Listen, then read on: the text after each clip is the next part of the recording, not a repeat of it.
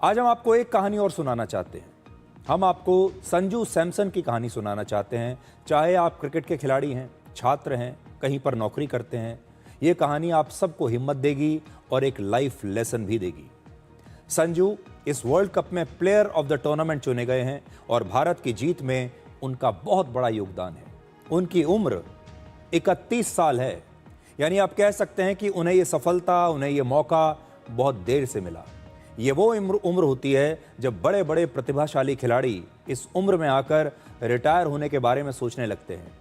कल रात मैच के बाद उन्होंने बताया कि कैसे वो टूट चुके थे, उनके सपने चूर चूर होने लगे थे और न्यूजीलैंड सीरीज के बाद तो वो इतने डिप्रेशन में चले गए कि वो अक्सर सोचते थे कि अब उनकी जिंदगी में आगे क्या होगा।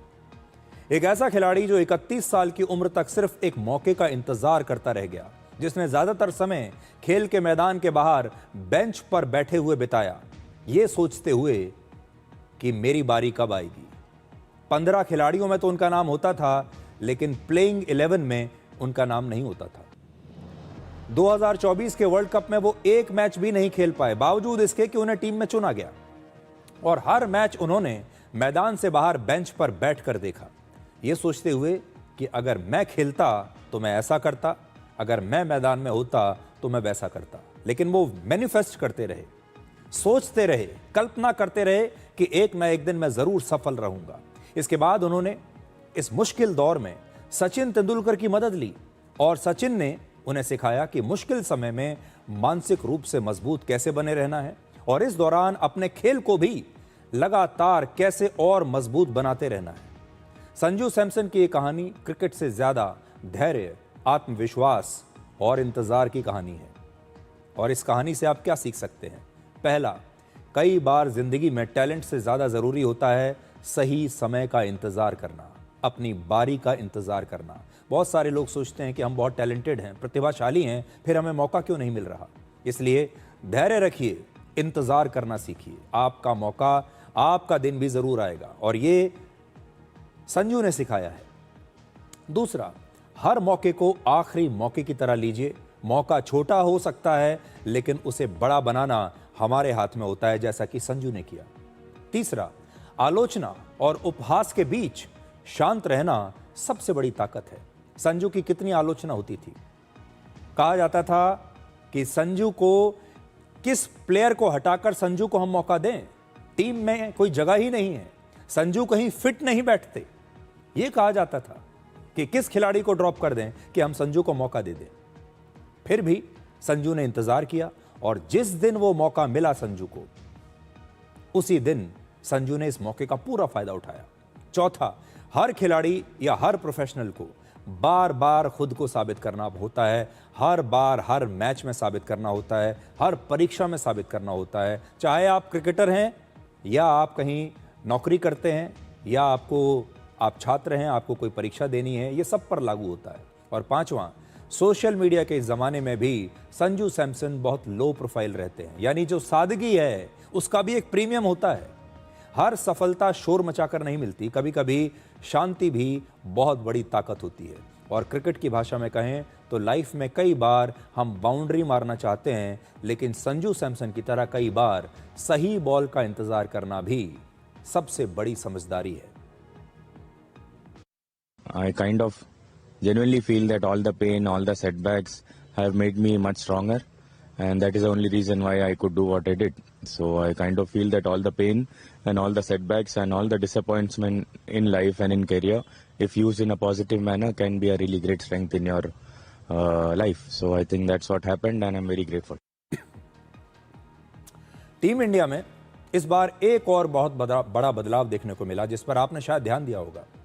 इससे पहले जब कभी कांटे का कोई मैच हुआ करता था तो बड़े बड़े जो स्टार खिलाड़ी हैं 100 रन बनाने के जब वो बहुत करीब पहुंच जाते थे तो अपनी सेंचुरी के बारे में सोचने लगते थे, और जैसे ही वो 90s में पहुंचते थे, 90 के आसपास पहुंचते थे, तब वो बड़े शॉट्स लगाना बंद कर देते थे और फिर धीरे धीरे 1 या 2 रन लेकर अपने शतक की तरफ बढ़ते थे और ये सोचते थे कि पहले मैं अपनी सेंचुरी पूरी कर लूं। और इससे होता ये था कि टीम इंडिया को नुकसान होता था। वो अक्सर बॉल्स को वेस्ट करने लगते थे, क्योंकि वो अपने शतक को पूरा करने पर ज़्यादा ध्यान दे रहे थे। यानी कई बार टीम के लक्ष्य से ज़्यादा खिलाड़ियों के पर्सनल रिकॉर्ड्स अहम हो जाते थे, लेकिन इस नई टीम में ऐसा नहीं होता।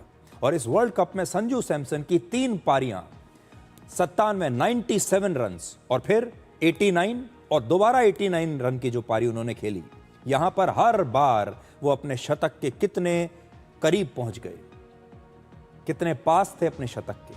और अगर एक बार 97, 89 और 89, आप सोचिए, लेकिन फिर भी उन्होंने अपनी सेंचुरी बनाने के लिए अपनी बैटिंग की रफ्तार धीमी नहीं की, एक भी बॉल वेस्ट नहीं की, और बॉल वेस्ट करने के बजाय उन्होंने आउट होना बेहतर समझा। यह है नई टीम इंडिया।